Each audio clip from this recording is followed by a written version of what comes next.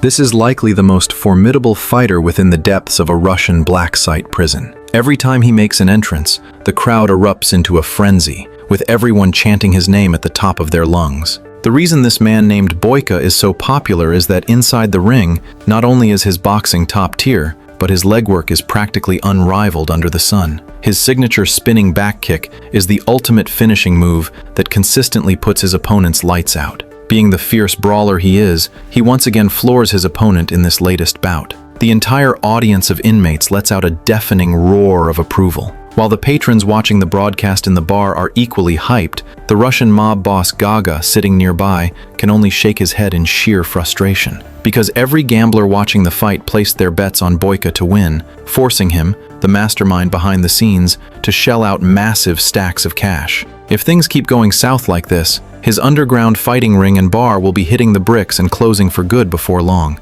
His top priority right now is to track down an opponent who is a match for Boyka, so he can finally rake in a win. This man, putting on a fake smile while filming a vodka commercial, is none other than Chambers, a former boxing champ from the States. Of course, that title is a relic from several years ago. Nowadays, he's reduced to following his manager around Russia, scraping by on whatever's left of his past glory. Since he's playing by someone else's rules, even when he gets hassled by difficult clients, he still has to play ball after blowing off some steam. Right as he's heading back to the hotel after wrapping up work, 3 mob enforcers slip into his lodging undetected. They stealthily break into his room and stash a large package of illicit goods inside his Bible. Precisely at this moment, Chambers has already returned to the hotel and is making his way upstairs. The moment he steps into the room, the mobsters lying in wait launch an ambush. Chambers gets blindsided from behind and is knocked out cold. By the time he comes to,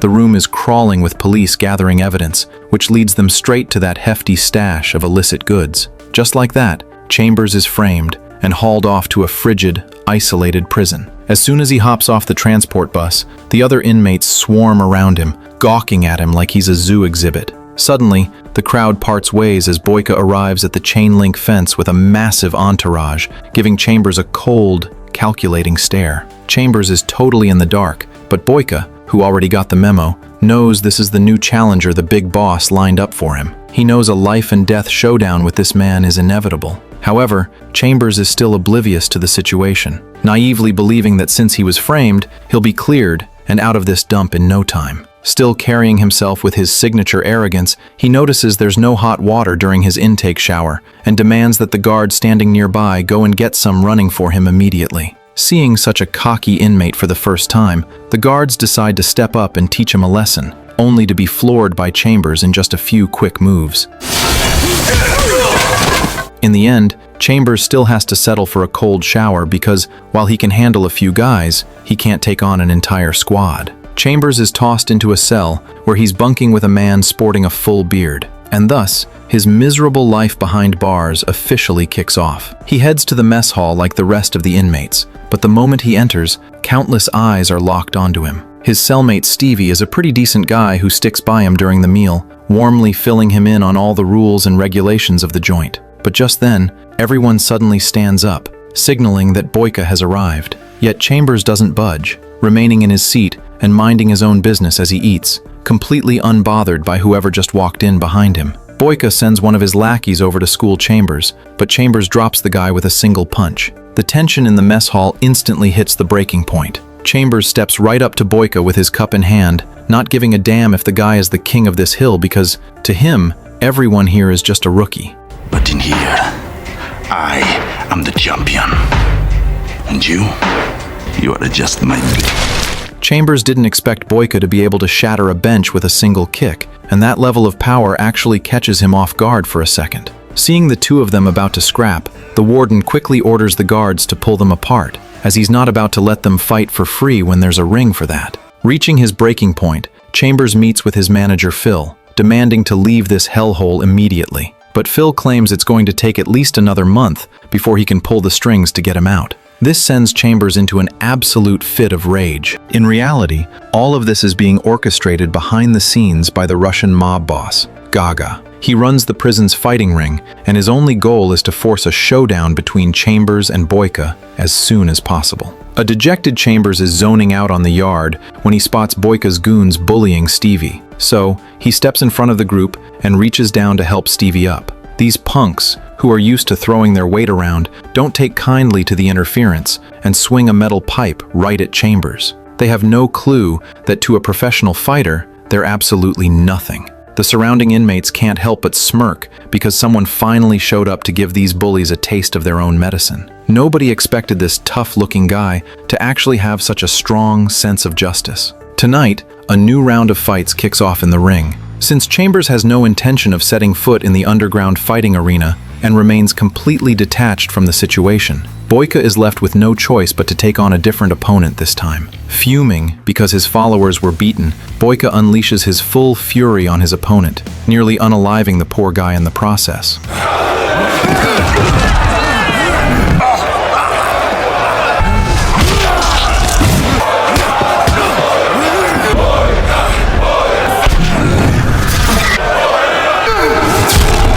Boyka is putting on this performance specifically for Chambers, dying for a chance to go head-to-head with him in the next match. Chambers remains completely unfazed by Boyka's provocation, but he suddenly catches sight of a white-haired old man in a wheelchair positioned right behind him. By the time he turns around, the old man has already rolled away in his wheelchair. It seems this prison is harboring quite a few secrets. Because of Boyka's massive win, Gaga ends up losing another huge chunk of change. Under Gaga's intense pressure, Warden Markov has Chambers strung up and beaten, trying to persuade him to step into the ring against Boyka, but the stubborn Chambers refuses to budge. Infuriated, the warden has him dragged down to the basement to perform the filthiest and most foul-smelling task of shoveling excrement. Just as several guards are about to get brutal with the defiant Chambers, the mysterious old man suddenly appears and puts a stop to it. To everyone's surprise, the guards seem deeply wary of this old man and actually let Chambers go. And so,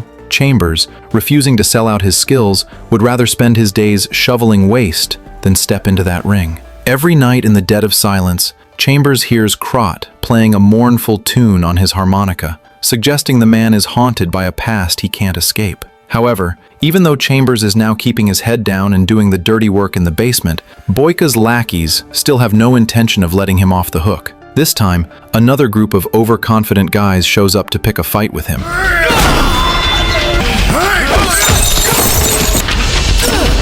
Just as Chambers is getting into the swing of things, Krot rushes over. To everyone's surprise, the man in the wheelchair chokes someone into unconsciousness the moment he strikes, making it clear that Krot is also a hidden master. Chambers and Krot team up to take down the entire pack of thugs, but right then, the guards charge out as if they were waiting for this, seizing Chambers and locking him away in a damp, freezing water cell. It seems they are bent on finding every possible way to torture him until he finally breaks. The water cell is filthy and bone-chilling, infested with rats, and without any food or water, Chambers suffers immensely as he begins to feel lightheaded and feverish, his entire body trembling. In his moment of agonizing helplessness, someone appears above him, and it's Krot. Krot brings him hot soup, bread, and a fever-reducing pill, which, despite being the most basic of items, serve as the most timely assistance and warmest support Chambers could ask for. Eventually, Chambers is led by the guards to a dining table meticulously laid out with exquisite silverware and a banquet of luxury cuisine. It is here that he finally comes face to face with the man who has been pulling his strings all along, Gaga. Gaga has finally finished playing games and gets straight to the point, demanding that he step into the ring for a fight with Boyka. But Chambers remains defiant, believing that his manager is already working on his behalf on the outside. He is firmly convinced that in less than a month, he will be out of this hellhole. To his shock, Gaga snaps his fingers, and Phil appears right before his eyes. It turns out Phil had already been bought off by Gaga and is now helping him pressure Chambers into surrendering and agreeing to the match. This leaves Chambers completely stunned, his rage boiling over to the point where he wants to drag Phil up and give him a savage beating. With no other options, he finally caves to Gaga's demands and agrees to enter the ring. Upon hearing the news, Stevie is thrilled and volunteers himself to serve as Chambers' second.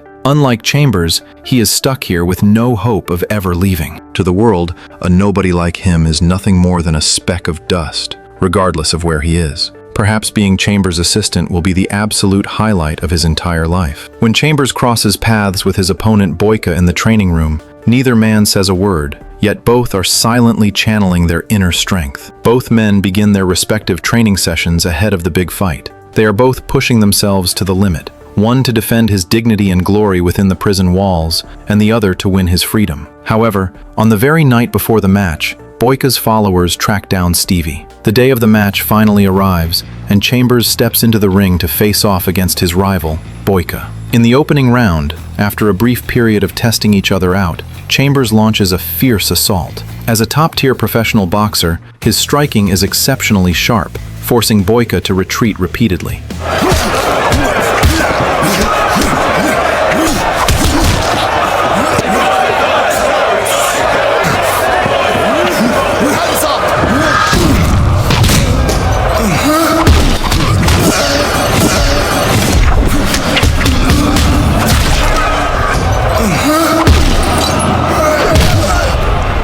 While the two of them are locked in a struggle, Boyka's men stealthily approach Stevie with a bottle of water and swap out the drinking water prepared for Chambers. And every bit of this treachery is witnessed by Krot. Up in the ring, it is clear that Boyka is no match for Chambers when it comes to boxing, as he is pummeled by heavy strikes until he actually spits blood and hits the floor. Chambers thinks he has secured an easy victory, but to his surprise, the resilient Boyka drags himself back up, prompting Chambers to immediately stop underestimating his opponent. As the fight resumes, Boyka pivots his strategy, ditching the head-to-head slugfest to instead unleash his most lethal kicking game. Sure enough, the change in tactics leaves Chambers struggling to keep up.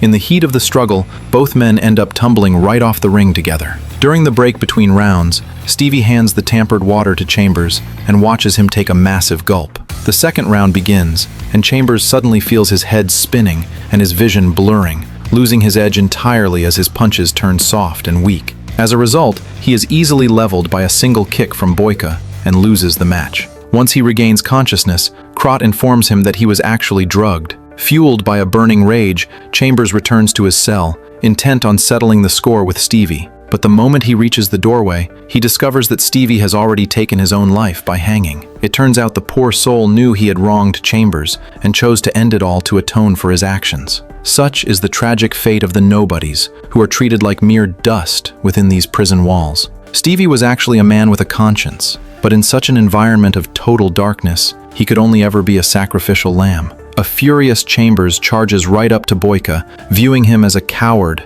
and a lowlife who has to resort to underhanded schemes and sacrificing others just to secure a win. Boyka is left completely bewildered by Chambers' accusations, and as he looks around at the eyes of everyone watching him, he has no clue what has actually transpired. Just as the two of them are clashing, Warden Markov steps out to warn them against causing trouble. Seething with rage, Chambers throws a punch that lands squarely on Markov. This move backfires completely, as Chambers is now slated for even more severe punishment. Watching from the sidelines, Boyka finally realizes that his own men have set him up. As an incredibly proud man who values raw power and honor above all else, he finds underhanded tricks absolutely beneath him, viewing them as a stain on his reputation. In a fit of fury, he snaps his lackey's neck, refusing to allow such scum to remain by his side. On the other side of the yard, Chambers is chained out in the freezing snow. Wearing nothing but a thin undershirt, he is shivering uncontrollably from the biting cold. Just then,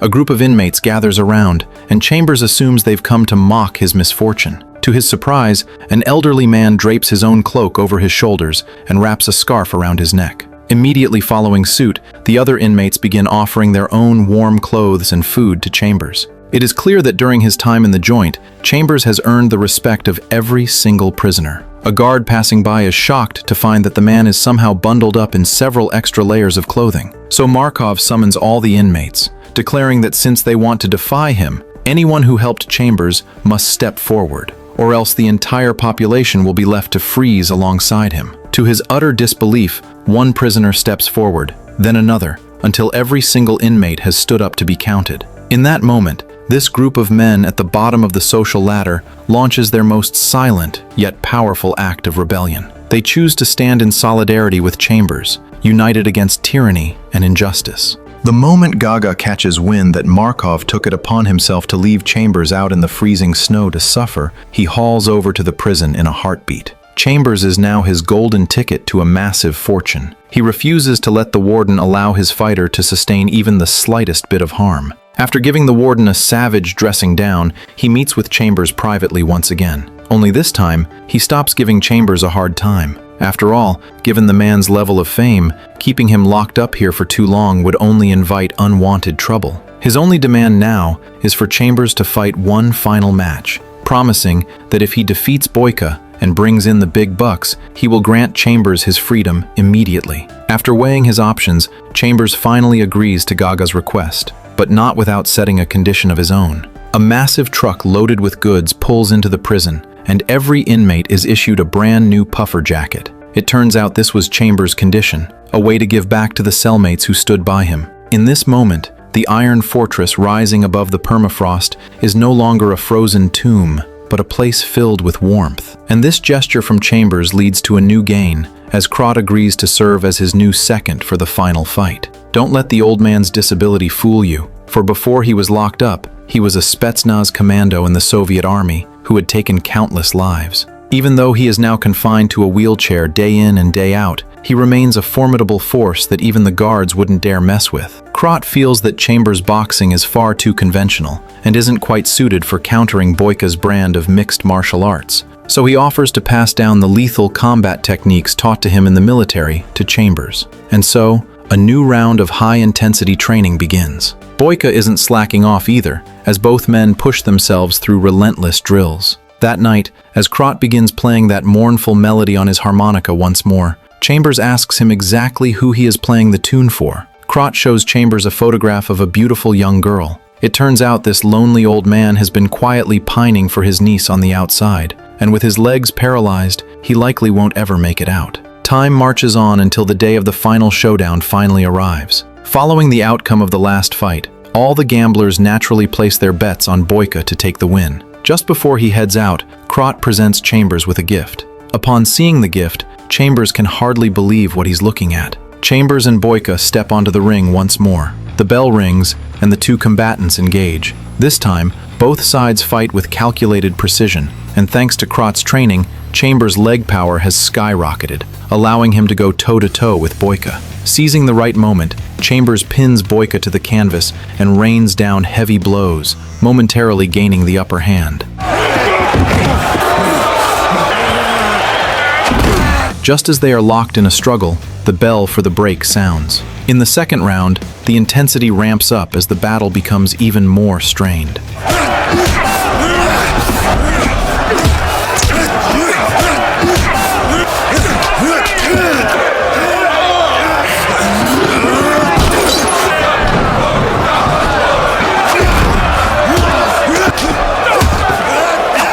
Boyka rolls Chambers to the ground and catches him in a leg lock, twisting his thigh and causing an injury. Chambers finishes the round in a truly desperate state. Krot tells Chambers that it is time to steel his heart and prepare for a lethal finish. He reminds Chambers of everything he's been through, warning him that if he continues to fight like he's in a sanctioned match, he will never leave this black site alive. Chambers finally takes Krot's words to heart as they head into the final, deciding round. As the round opens, Chambers is a changed man, no longer holding back as he unleashes devastating strikes aimed specifically at Boyka's most vulnerable joints, utilizing finishing techniques that have Boyka spitting blood in an instant. Finally, Chambers seizes Boyka's leg and drops to the floor, where he recalls the bone-breaking move Krot taught him, and with a surge of ruthless intent, exerts all his strength to snap Boyka's knee clean in half. Boyka is completely incapacitated, and Chambers finally secures the ultimate victory.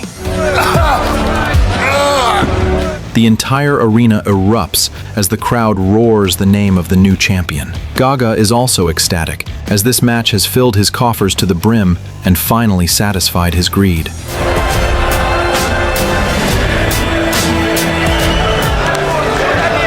Gaga keeps his word, personally escorting Chambers out of the prison and handing him a briefcase full of cash. However, just before making his exit, Chambers suddenly turns back. He walks straight to Markov's office, intending to use the money to buy someone's freedom. It turns out Chambers has brought Krot out of the prison and taken him to the train station. As a beautiful young girl steps off the train, Krot is overcome with emotion and bursts into tears at the sight of her. This is the relative he's been pining for, his beloved niece. They share a heartfelt embrace, and Krot is finally reunited with his loved one in his twilight years. As for Chambers, he slowly walks off into the distance all on his own. There are no cheers and no crowds, yet his stride is more certain than it has ever been.